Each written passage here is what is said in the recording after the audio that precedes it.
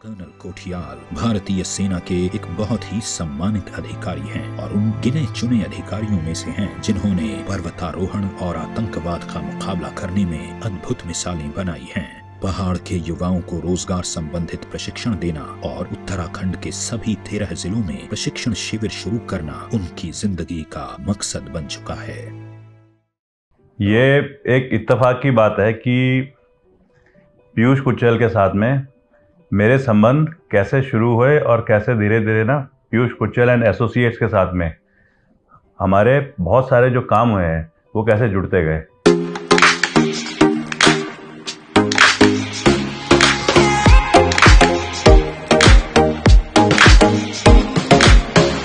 तो मेरे को लगा कि आज पीयूष हमारे घर में आ रखा है, अभी हम अच्छे तरीके से बातें करते हुए भोजन भी करेंगे, तो साथ में लगा कि क्यों ना मैं आज इस चैनल के जरिए पीयूष के बारे में कुछ बातें बताऊं, कैसे पीयूष से मेरे एसोसिएशन है। क्या हुआ, 2013 में आपदा आई, उससे कुछ दिन पहले ही जब आपदा आई, केदारनाथ आपदा, उससे कुछ दिन पहले मेरी पोस्टिंग आई थी नेहरू इंस्टीट्यूट ऑफ माउंटेनियरिंग में एज प्रिंसिपल।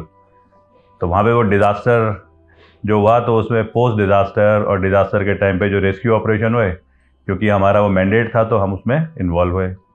उसके बाद हमने यूथ फाउंडेशन एक संस्था खोली जिसमें कि फ्री ऑफ कॉस्ट युवाओं को हम फोकस करते थे ट्रेनिंग देते हुए कि वो बेल्टेड यूनिफॉर्म फोर्सेस में जाएं। अब इसी बीच में कहीं मेरे को पीयूष एक बार मिला एज अ नॉर्मल जैसे इंटरेक्शन होता है उसमें। बाद में पीयूष के जो आइडियाज़ थे वो देख करके मेरे को लगा कि कहीं ना कहीं मेरे को कोई काम करता हूँ तो सजेशन लेने चाहिए। फिर उसके बाद में पीयूष का बैकग्राउंड एज चार्टर्ड अकाउंटेंट, वो मेरे को लगा कि ये और अच्छा है। तो 2013 में जब डिज़ास्टर आया उस टाइम पे तो हमने ब्रूट फोर्स की तरह काम करा और केदारनाथ में रिकंस्ट्रक्शन करा। लेकिन जब 1000 लोग काम करते हैं और बहुत सारे काम अलग अलग प्रकार के होते हैं, कहीं ना कहीं उसे ना तरतीबवार ऑर्गेनाइज भी करने की ज़रूरत होती है।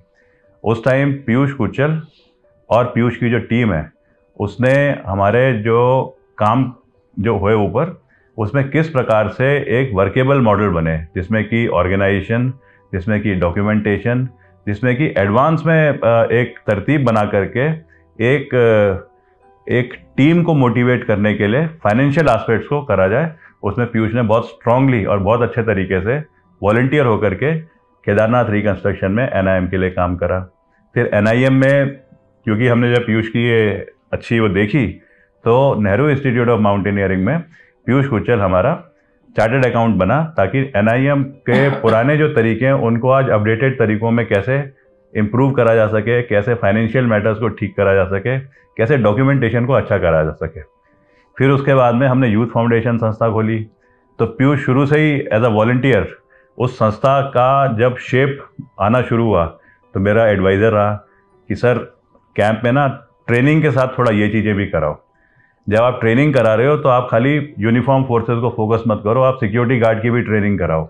आप इनको थोड़ा सा और कॉन्फिडेंस बिल्डिंग मेजर्स जैसे होते हैं उस तरीके से इनको इम्प्रूव करो, और साथ में कैसे वो एक चैरिटेबल ट्रस्ट चले बने और वो चैरिटेबल ट्रस्ट प्रॉपर तरीके से डॉक्यूमेंटेशन करे और अपने को समाज के सामने बताए कि हम किस तरीके से काम कर रहे हैं। पीयूष उसमें इन्वॉल्व रहा।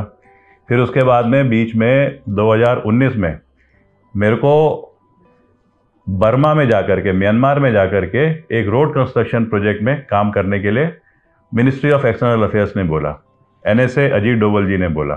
तो उस टाइम पे क्योंकि फॉरेन लैंड में काम करना है तो हमें तो बायलॉज भी नहीं पता थे, वो नियम भी नहीं पता थे। तब पीयूष कुचल एंड एसोसिएट्स और पीयूष पर्टिकुलरली इन्होंने वहाँ के जो लॉज है उनको समझ करके और किस प्रकार से हमको रोड कंस्ट्रक्शन में काम करना चाहिए उसमें एक बहुत स्ट्रॉन्ग एक रोल प्ले करा।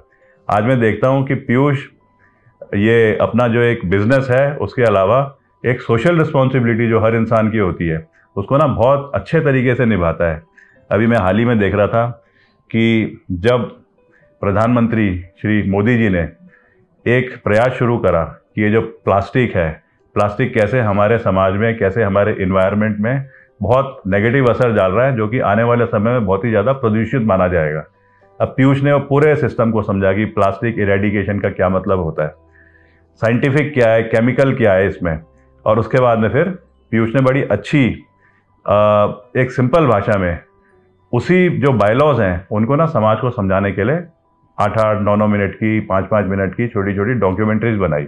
और वो आज डॉक्यूमेंट्रीज मैं कई जगह देखता हूँ जब मैं लोगों से मिलता हूँ, क्योंकि लोग जानते हैं कि पीयूष मेरे से एसोसिएटेड है, तो मेरे को बोलते हैं कि सर कभी पीयूष जी आएंगे तो हम भी थोड़ा समझेंगे, ताकि हम भी अपनी तरफ से कोई छोटी डॉक्यूमेंट्री या कोई मदद जो भी हमारा सोशल रिस्पॉन्सिबिलिटी होनी चाहिए उस तरफ कर सकें। रेत में हीरा ढूंढना, अगर कोई हीरा है तो रेत में ढूंढने में दिक्कत क्या है, वो तो वैसे ही चमकता है अलग।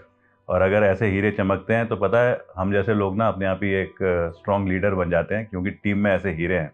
लेकिन साथ में ये भी है, समाज में हम सब कहीं ना कहीं किसी प्रकार के हीरे हैं। हमें पीयूष की तरह इनिशिएटिव लेने चाहिए ताकि कहीं ना कहीं आइडेंटिफाई हो और ताकि समाज का बिल्टअप भी हमारी तरफ से अच्छा हो। Thank you Piyush.